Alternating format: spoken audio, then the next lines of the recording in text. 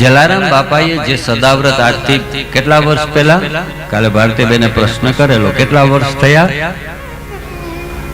206 વર્ષ થયા. મહા સુદ બીજ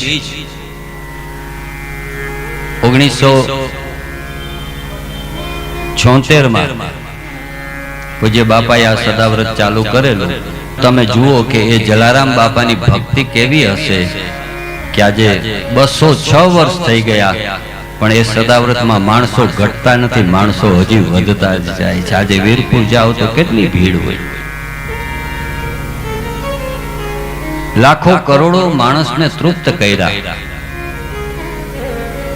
અને જલારામ બાપા જયારે ભૂખ્યા દુખ્યાને જમાડે તો એવું ન કહેતા કે હું કરું છું. બાપા એવું જ કહેતા કે રામનું દીધેલું છે, અમને રામને સમર્પિત છે, મારું કાંઈ નથી ભાઈ આમાં.